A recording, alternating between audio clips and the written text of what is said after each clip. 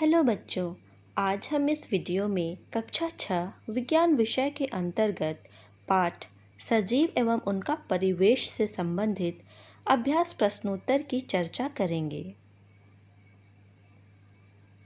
पहला प्रश्न है, रिक्त स्थानों की पूर्ति करें।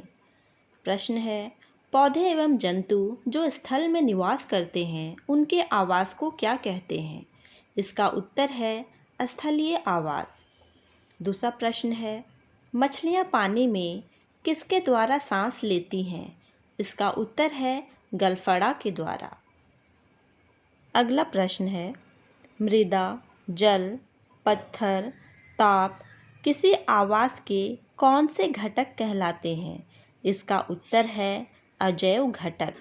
अगला प्रश्न है, याक को किससे बचाने के लिए उसका शरीर लंबे बालों से ढका होता है? इसका उत्तर है ठंड से बचाने के लिए। अगला प्रश्न है, सही विकल्प का चयन कीजिए। एक जंतु जमीन और जल दोनों में रहता है। इसकी एक पूंछ होती है और शरीर पर शल्क होते हैं। यह जंतु क्या है? इसका विकल्प है शार्क, मगरमच्छ, मेंढक या मछली। इसका सही उत्तर है विकल्प ख, मगरमच्छ। अगला प्रश्न है, खंड क का खंड ख से मिलान कीजिए। खंड क तथा खंड ख का मिलान कुछ इस प्रकार है। मेंढक एक अंडा देने वाला जंतु है। वृद्धि का अर्थ है शरीर का आकार बढ़ना। प्रजनन से तात्पर्य है अंडे या बच्चे देना। पोषण का अर्थ है भोजन करना। उत्सर्जन का तात्पर्य है हानिकारक पदार्थों का शरीर से बाहर निकलना। तथा संवेदनशीलता है अंधेरे में रस्सी देखकर डर जाना। अगला प्रश्न है, विभिन्न जंतुओं की तरह एक कार भी गति करती है किंतु इसे सजीव नहीं माना जाता, क्यों? अपने उत्तर के लिए एक कारण दीजिए।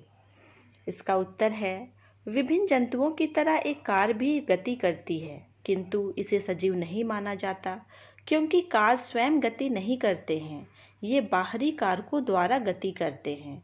इसके साथ ही कार में सजीवों के अन्य लक्षण जैसे श्वसन, प्रजनन, उत्सर्जन, वृद्धि, संवेदनशीलता या पोषण आदि जैविक क्रियाएं नहीं होती हैं।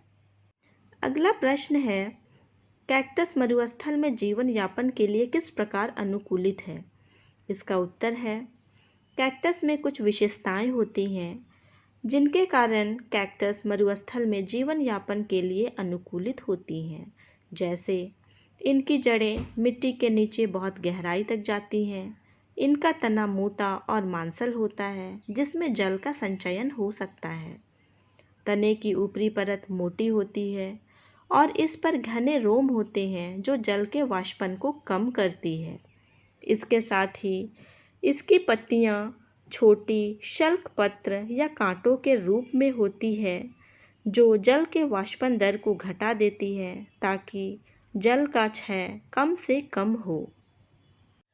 अगला प्रश्न है, शेर का कौन सा अनुकूलित लक्षण उसे शिकार करने में सहायता करता है? इसका उत्तर है, शेर का हल्का भूरा रंग शेर को जंगल में छिपने में सहायता करता है ताकि शिकार शेर को ना देख सके।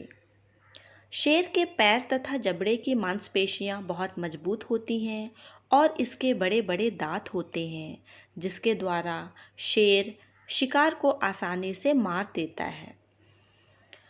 शेर अपने पंजे के लंबे नाखूनों को दौड़ते समय अपने अंगुलियों के अंदर खींच लेते हैं ताकि वे ना टूटे।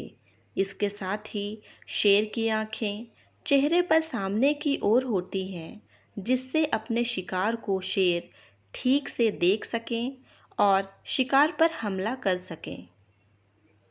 अगला प्रश्न है, आपके बगीचे में एक गुलाब का पौधा है, आप किस तरह इसकी संख्या बढ़ा सकते हैं?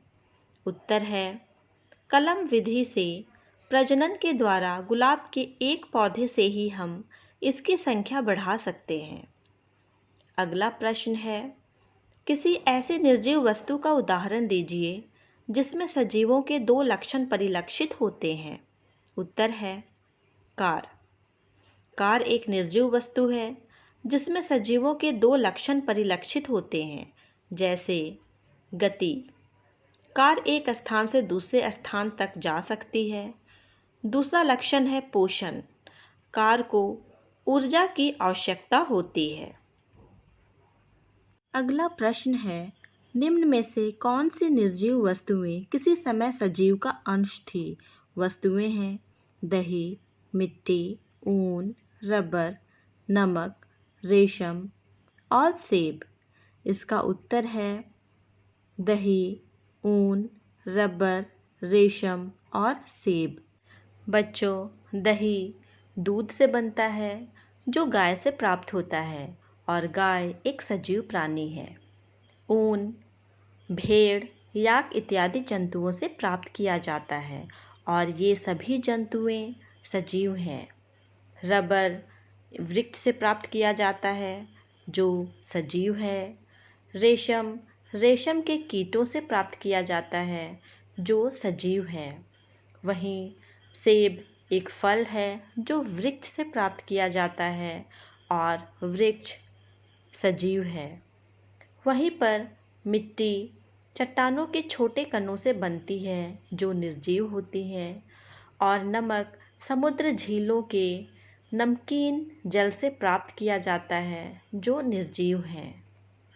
अंतिम प्रश्न है, घास के मैदानी क्षेत्रों में निवास करने वाले जंतुओं को अपना अस्तित्व बनाए रखने के लिए गति क्यों आवश्यक है? इसका उत्तर है, घास के मैदानी क्षेत्रों में निवास करने वाले जंतुओं को अपना अस्तित्व बनाए रखने के लिए गति आवश्यक होती है, क्योंकि इन क्षेत्रों में वृक्ष बहुत कम मिलते हैं और इन्हें शिकारी जंतुओं जैसे शेर इत्यादि से छिपने के लिए स्थान नहीं मिलता। अपनी सुरक्षा के लिए इन जंतुओं को शिकारी जंतुओं से तेज दौड़ना पड़ता है, जैसे हिरन की पतली और लंबी टांगें इन्हें तेज गति से दौड़ने में सहायता करती हैं।